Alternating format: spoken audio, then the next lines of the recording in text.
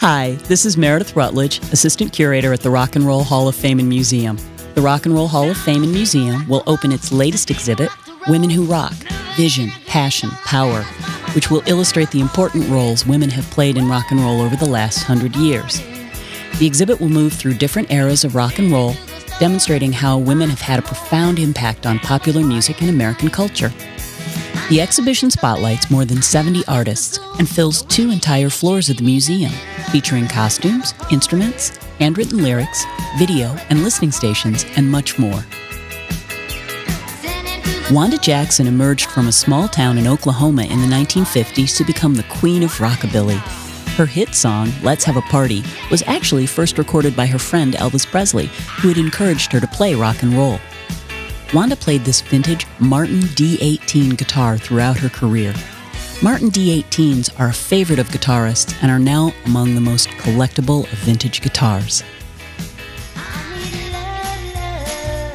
The Supremes were the most influential female group of the 60s. The original trio of Diana Ross, Mary Wilson, and Florence Ballard, who grew up together in Detroit, was really Motown personified. Mary Wilson purchased this dress made of green and yellow plastic petals at a Hollywood boutique. She wore it on the cover of the album Diana Ross and the Supremes Sing and Perform Funny Girl in 1968.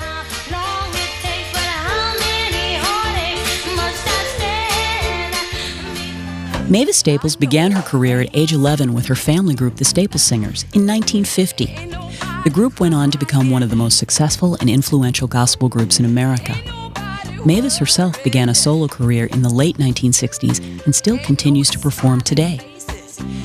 This dress was worn by Mavis in the mid-1970s, and it's designed by Bill Witten's Workroom 27. Help me. Come on. Somebody help me now. I'll take you there.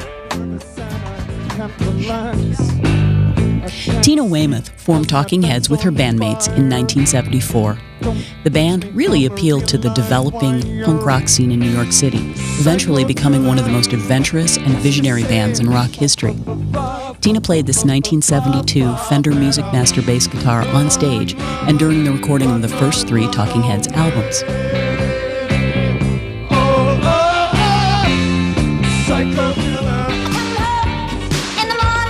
Cyndi Lauper began playing guitar and writing songs when she was only 12 years old. She released her first solo album, She's So Unusual, in 1984, and it sold more than 4.5 million copies, making her a household name.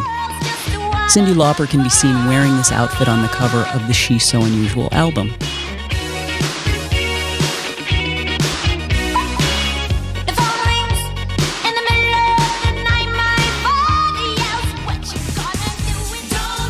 Since the 80s, Madonna has always dominated the pop music world in a way few women really ever have.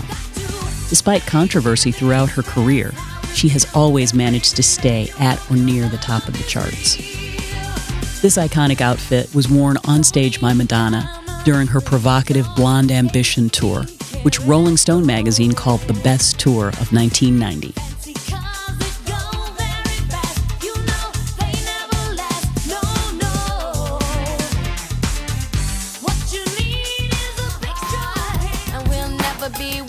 Rihanna put herself on the music map with a mix of urban pop and Caribbean rhythms from her home of Barbados.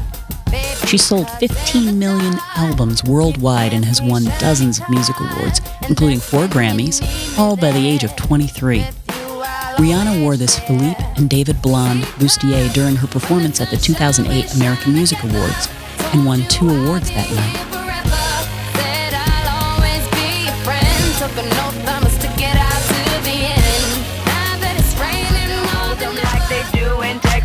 Lady Gaga rose to fame following the release of her debut studio album, properly titled The Fame, less than 3 years ago.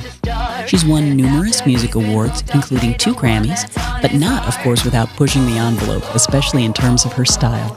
Lady Gaga wore this Armani outfit at the 2010 Grammy Awards, where she won for Best Dance Recording and Best Electronic Dance Album. I'll get him high, show him what I got.